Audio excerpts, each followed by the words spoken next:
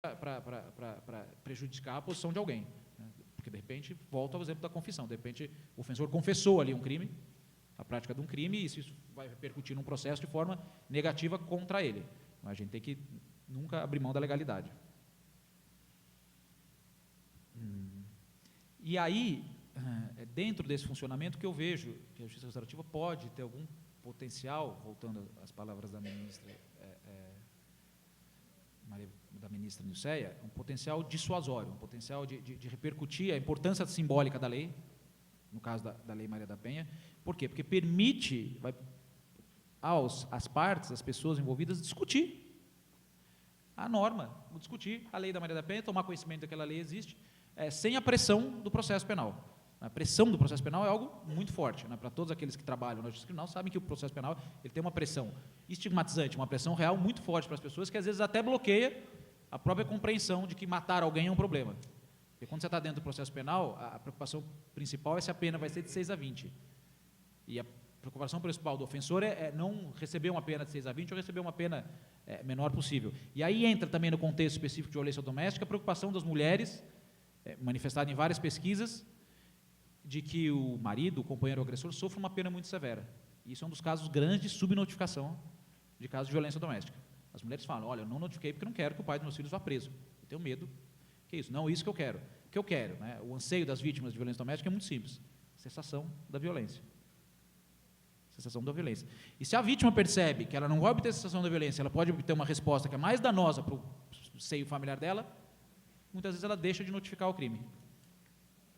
Nesse ponto, a justiça restaurativa também surge como uma forma positiva de ampliar o acesso à justiça. Você dá uma opção diferente para aquelas pessoas que não querem enfrentar uma resposta formal e mais forte por diversas razões. Quanto tempo eu tenho? Acabou, né? Não? Mais 5? Então... Tempo aberto. Espera aí que eu vou ter que me reorganizar. Bom...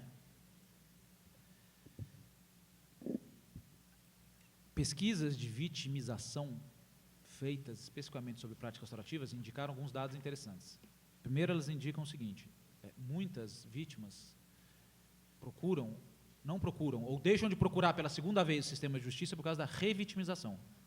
Elas se sentem revitimizadas a enfrentar o caso no sistema formal. Porque muitas vezes para ela é doloroso repisar a experiência de violência, principalmente no ambiente forense, que é um ambiente hostil para esse tipo de narração, esse tipo de narrativa.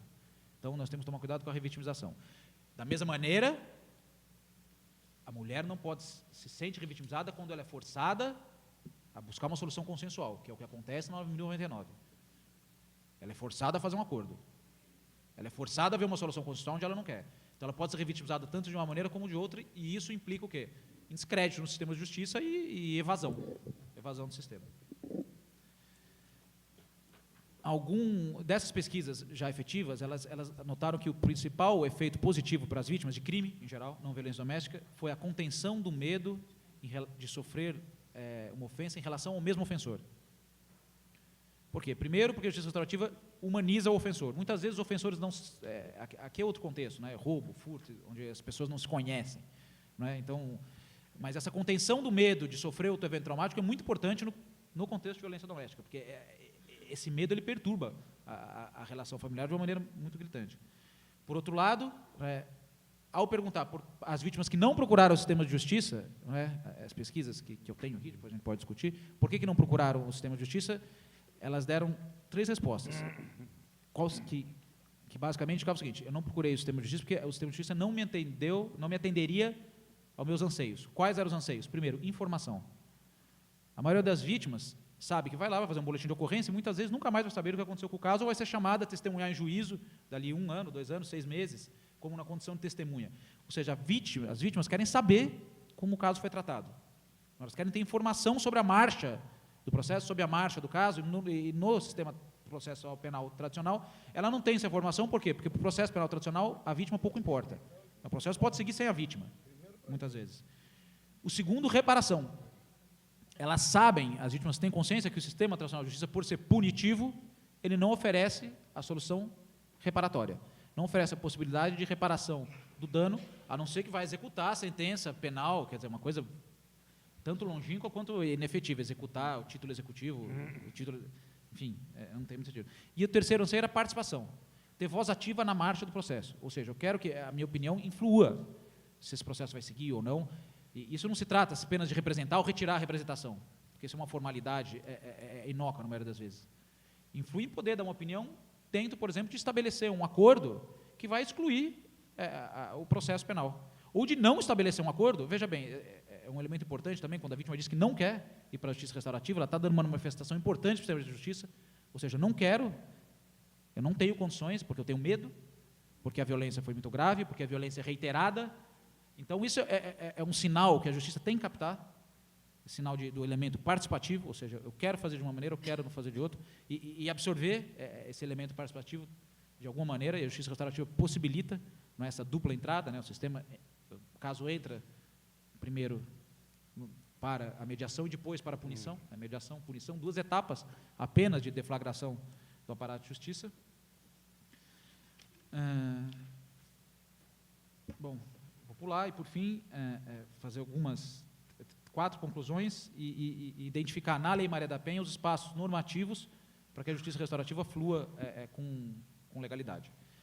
Bom, primeiro, a mediação ou as práticas restaurativas não podem subverter o direito ao processo, que como acontece com a transação penal. O promotor vai lá, impõe a transação penal, cestas básicas, a mulher ou a vítima se viu subvertida no seu direito ao processo.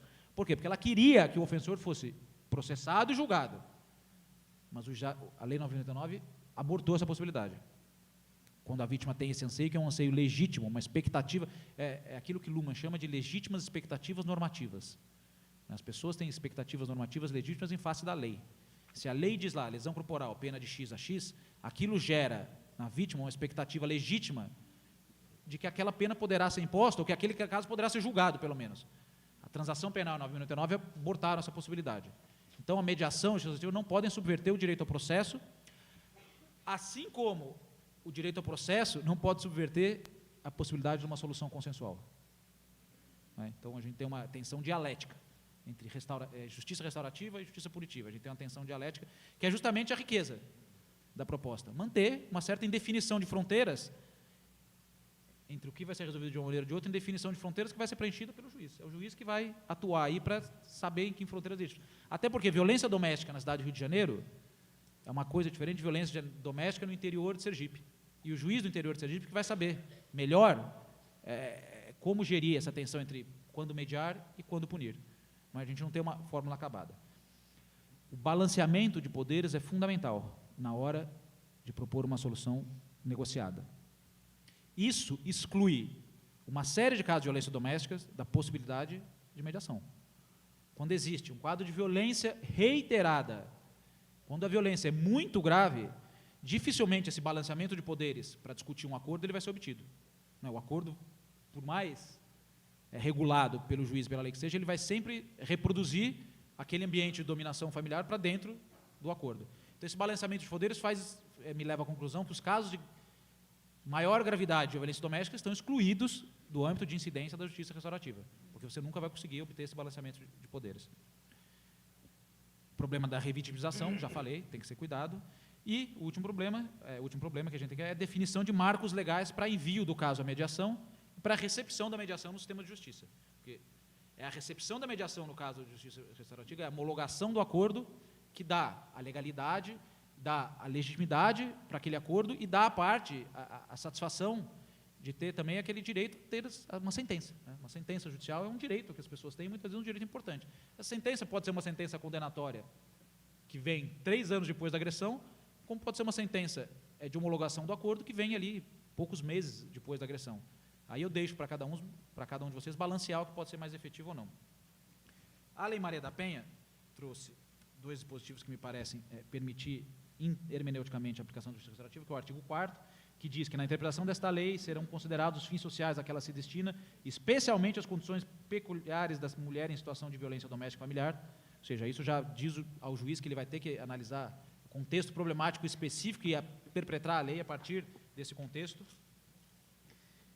E lá O artigo 17, ele vem vedar a cesta básica, pena pecuniária, o que é ótimo, porque justamente ele vai tirar essa ideia de banalização ou mercantilização da resposta, são duas respostas inócuas. E o artigo 22, que diz de medidas protetivas, diz: constatada a prática de violência doméstica e familiar contra a mulher, nos termos desta lei, o juiz poderá aplicar de imediato ao agressor, em conjunto ou separadamente, as seguintes medidas protetivas de urgência, entre outras.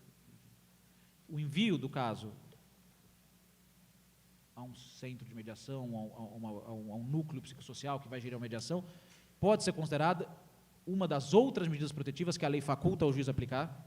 Às vezes vocês vão dizer: não, Leonardo, você é louco, e o princípio da legalidade? O princípio da legalidade, ou da reserva legal, funciona como limite máximo de intervenção do Estado.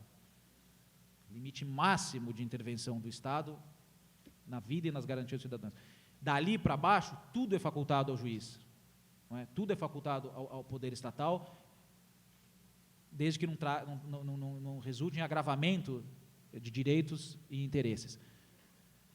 A possibilidade de resolver por meio de um acordo restaurativo, evidentemente, ela está abaixo do marco máximo da lei, que é a pena de, por exemplo, de 3 anos.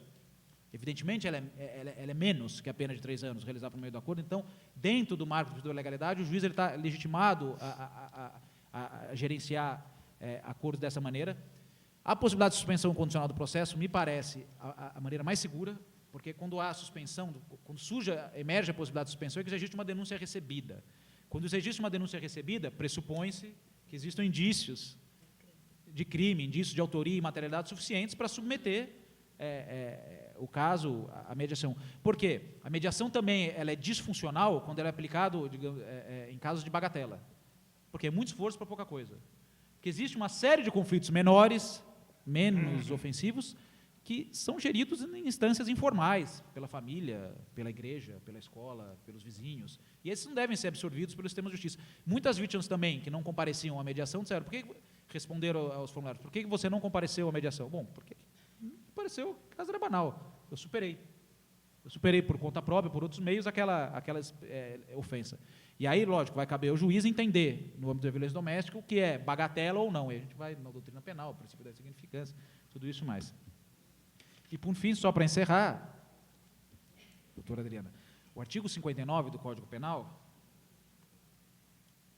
diz o seguinte, esqueci. Ele diz que a pena será aplicada, conforme os critérios de necessidade e reprovação do crime. Um acordo onde as partes voluntariamente aceitaram discutir. Ou seja, isso tem um elemento de estabilização das expectativas normativas importante, porque elas aceitaram discutir. Quando o ofensor aceita discutir, de certa forma, ele reconhece a sua responsabilidade sobre as consequências do crime. Não estou dizendo que ele aceita a culpa penal, isso é outra coisa, mas ele aceita que algo ele fez e ele tem que discutir.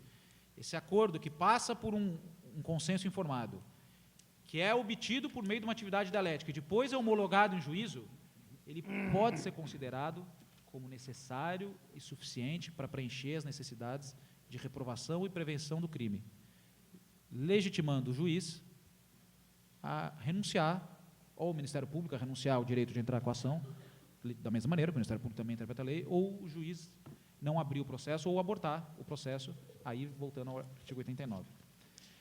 As ideias eram mais ou menos essas. Existem muitas outras coisas que a gente poderia discutir, mas eu só queria aqui deixar a ideia no ar para a discussão, né? Justiça restaurativa é um termo naturalmente aberto, multifuncional, polissêmico, ou seja, o que eu estou dizendo que pode não ser perfeitamente, aceitamos outras definições. O que importa é a ideia de partir para uma gestão democrática do conflito, ou seja, mais de uma opção, você tem a punição, mas propõe-se também outra, a mediação, e prestigiar, especificamente no contexto de violência doméstica, prestigiar a posição da vítima no processo de solução do conflito. Com isso, eu encerro minha participação e fico aberto aí às indagações que houver espaço. Vou ficar aqui até o final do dia. Muito obrigado pela atenção.